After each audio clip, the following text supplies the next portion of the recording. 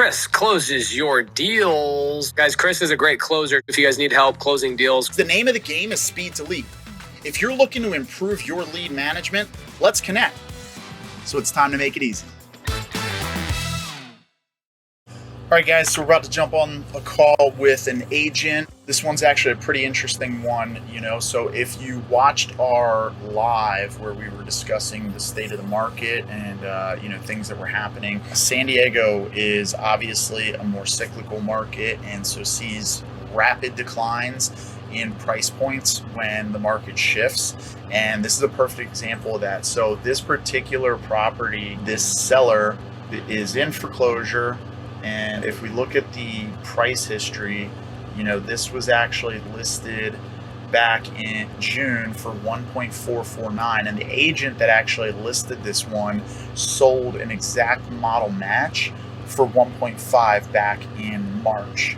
Now you can see the market is adjusted, and now they went through a price reduction, a 10% price reduction. At that price point, a 10% price reduction is a massive swing. So they dropped to 1,299. They then further dropped to 1,274, then down to 1,22, and then now it's dropped down to 1,175.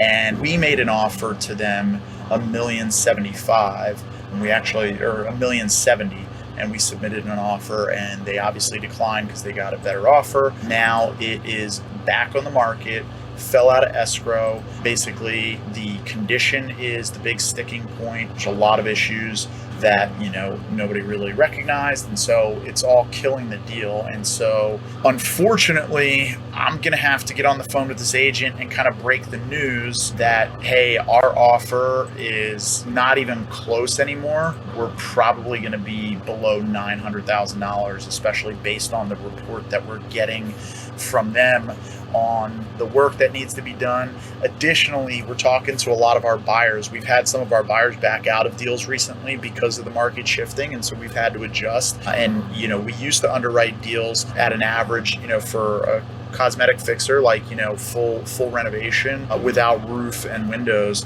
$45 a square foot. But now a lot of our buyers, when they're underwriting their deals, they're talking about $60 to $65 a square foot. And so the market is just shifting in every which way. Inflation is driving the prices up of the renovation costs, and then of course the interest rates are crushing the property values. So we're getting hit from both ends on this, and so we got to pivot and make some adjustments. I'm going to jump on the call with this agent and just kind of break the news. We're still waiting on the title report to see exactly what needs to be done. They're open to some terms and a potential equity split, so we'll see how it goes. Hello, this is Drew.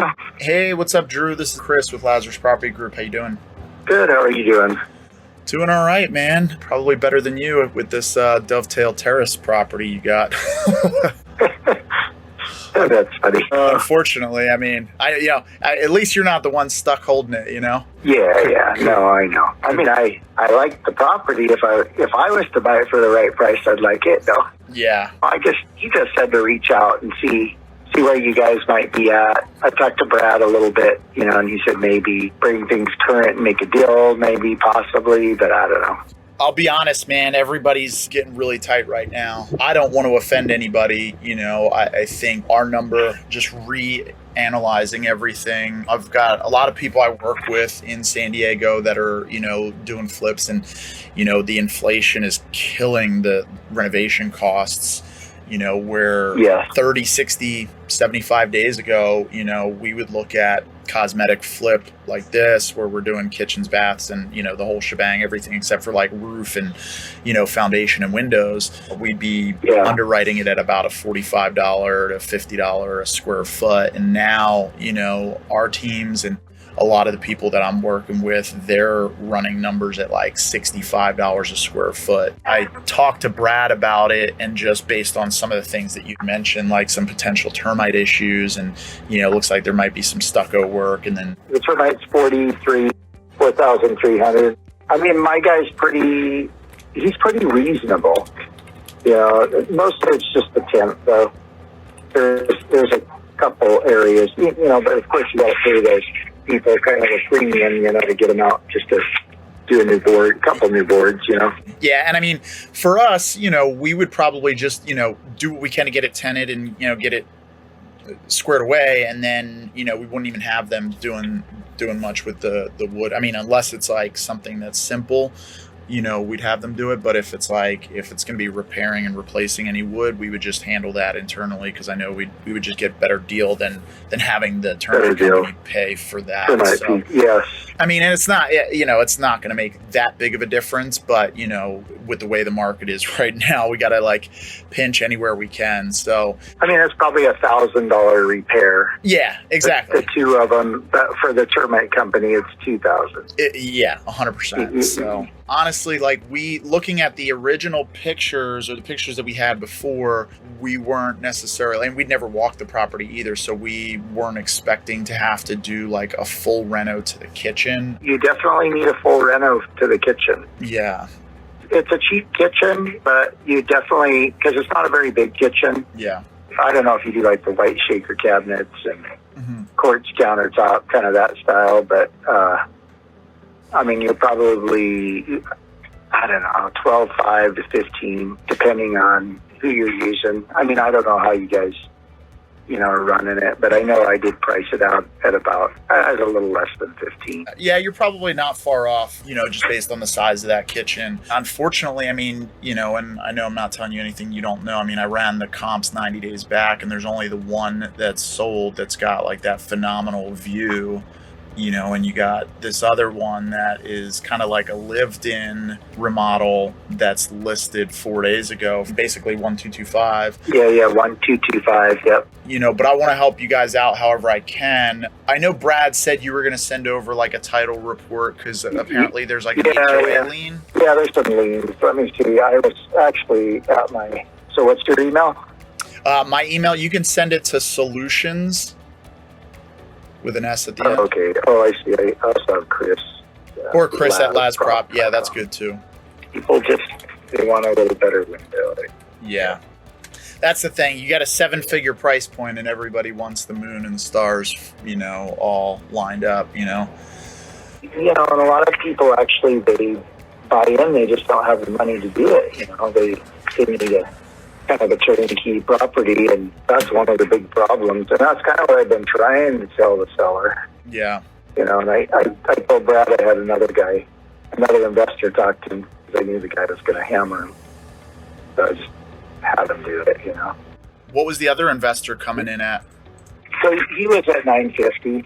Got it. He was kind of more offensive, you know, like he was lecturing. No, the guy doesn't need a lecture. He just needs to be. Yeah, it's not appropriate for the situation. Bees and honey, right? He's going to eventually do something. What's the drop dead date on the foreclosure? Well, right now I think it's the 20. By the way, is it the first that's foreclosing, or is it the HOA? It's the first. It's the first. Okay, got it. Yeah, postponed 6/27. So it's probably August 27th or August 26th, but August 29th. Got it. Okay, so somewhere between the 26th and the 29th. And what's the arrears amount that he needs to get caught up on? I mean, I could probably ask title. I just don't know what the arrears, but I could ask Rich. I'll ask Rich, because I had kind of a little bit more conversation with him today. Got it. Okay. So I told him this is stressing me out a little bit. So my painter went in and painted the outside and the inside, because there was just different colors everywhere. Yeah. And, you know, it looks good. It looks great. It's just that my painter said, well, I'll just do it through escrow, which is not a good thing, because, you know, it hasn't been paid yet. So that stresses me out more than, I mean, if it went to foreclosure, whatever, I'll live. Yeah. You know what I mean? It's not a big deal. Yeah.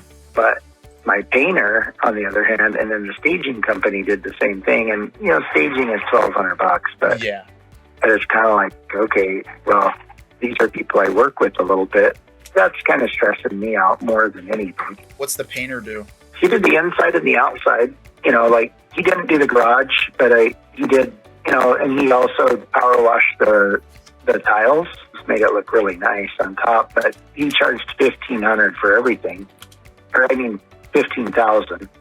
Got it. And he charged a little extra because he wasn't getting paid up front, Got it. And then, so you got $15K to them, and then the stagers is about $1,200. Like $1,200. Okay. Just let me know. Like, I sent over that to you, and I told Rich that you'd probably get back to me, or Brad, one of you guys, and, maybe with some options or... Yeah, I'm curious. Has he gone through like any other options to try to stop the foreclosure, like loan mod, bridge loans? I did a ton of these back in 2008 to 2012 or 13. Still too old to work with him now, but he said he has a plan to stop it. He told me that today. Okay. And then he also requested an extension, and he said usually they'll just give it to him. But he did say it was a little bit harder this time. So I sent in that one offer that we had signed, or that we went into escrow, even though they kind of took off. It was weird. That buyer was just weird, Yeah. They didn't want to put the money in escrow, and, they wanted to see the CC&Rs and all that garbage, which, is fine. Yeah. We got it all up front for him. It's just they wanted to make sure there was no weird things because he's kind of a YouTuber. But I was kind of surprised he's a woodworker, and just was kind of sketchy all along. Yeah. What's this guy's name? That was the first house they looked at too. The buyer? Yeah. Oh, his name is like Drew. Looks like he's just starting out. So yeah. No, maybe look at that and see what you got. And who knows what Rich wants to do. It's just. I'm reaching out because he asked me to, and asked me to see what, you guys would do, and he knows the market's changed. Yeah. I just don't want to be disrespectful or anything like that. I know there's some value to it, but realistically, at this point, I don't even think our number would have 9 in front of it, honestly. Oh, really? You'd be more like an 8? Yeah, I think if that other offer that you guys got at 930 is serious and is going to perform, I think 950 or 950, whatever it was. Yeah, I think if you think that they can perform, I think they would probably be your better bet. Yeah, we're getting really tight, and not. I don't know if they, who it is. Oh, oh yeah, yep. They used to be pretty reputable, but I don't know if they are anymore. I just heard a lot of stories about them. Same here. Hey, you know what I mean? Yep. So, yeah, I've heard all kinds of stories about them. Yeah, well, my first inclination, I kind of, I knew that gravy train wasn't going to keep riding out for too long, but, one of the first indications that things were, that big players were really noticing was I saw on one of the Facebook groups, somebody had posted like they had like 15 different properties that they were looking to sell, as fixers. And I was like, oh, interesting. And then I clicked on the person who posted it and then opened their profile and saw that they were. I was like, yeah, when liquidating, properties they have under contract, everybody's getting scared. So, because they usually they're pretty aggressive with their pricing, and they're buying. Yeah, they buy a lot. And the other thing is their renovations, they, in pictures and at first glance, they look nice. But when you start pulling things back, and looking a little bit behind the curtain, you're like, this is not, I wouldn't want to move into this house the way it's renovated, I actually had a client, a seller, who bought a property from them, and he was looking to sell it about a year later, and he was having all types of issues. And I think there was a greater foundation issue that was kind of causing some of the problems, but that compounded with some of the level of the work. I think they just kind of get in and out. I had somebody say they thought. Oh, I had somebody say they thought the price was about $1,250,000, which I agree probably with that if it's all fixed up. That's where I'm putting it. So it is about $100,000 left. Yeah. I'm looking at $1,250,000 all fixed up. Yeah, and based on all the notes that we've reviewed in the conversations we've had, I'm thinking probably about 120 worth of work, all in with everything, and generally speaking, for us, we want to be roughly about $1 in, $1 out, for our margin. I mean it's a slim margin. That's like a 10% margin, in the grand scheme of things, so, which is on the lower side. But I mean, San Diego, at the end of the day, we just look for $1 in, $1 out. And so that's us, and most of the people we work with are looking at deals. I'll let them know. Yeah, let me know if things go south further, let us know, keep our hat in the ring, and, if things change, we'll let you know. Okay, yeah, and I'll ask him what it would be to bail him out, of his pan or whatever. Okay. So, okay, cool. All right. Talk to you later. Appreciate it, Drew. Have a good one. All right, guys. So obviously you can see, this thing's been sitting for quite a while and going through a bunch. So, yeah, I don't know that the buyer, I know they buy a lot of deals, and, I know they've been getting pretty tight. I highly doubt that they'll close at 950. I'm underwriting it at about 885. So I'm sure they get better rates on contracting than we do, just based on who they're using. Sometimes they might be looking to make a little less than 10% or $1 in, $1 out. If they're going, 75 cents for every dollar, then yeah, they can be more competitive. So again, I don't think they'll close at that number, but I've been wrong before, and I know I'll probably be wrong again in the future. But that's kind of how I have those conversations. You heard him on there. He had another guy who was basically just coming in and lecturing the seller, and it's like, he doesn't need that. He's going through foreclosure. He doesn't need somebody to tell him how dumb he is or the price point. Just give them the facts, and if you're understanding and, you have a good conversation with them, guarantee you, this agent is going to be more than happy to have a conversation with us again in the future if it comes down to it, whether it's on this deal or another deal, because he knows that, we just operate just with a little bit more, finesse, so to speak, I guess, is what I would say is, we're not trying to come in like a bull in a china shop and try to punch people in the face here. Hopefully you guys got value out of that. We'll definitely keep you in the loop on this particular deal, see if we are able to make this make sense, and if we do end up locking it under contract, and go from there. So appreciate you guys. Again, if you like this video, don't forget to hit the like button, definitely subscribe and hit that notification bell. We're going to be putting out a lot more videos like this, seller calls, agent calls, underwriting, you name it. We're going to be doing a lot of content, so stay tuned for more, and we'll see you on the next one.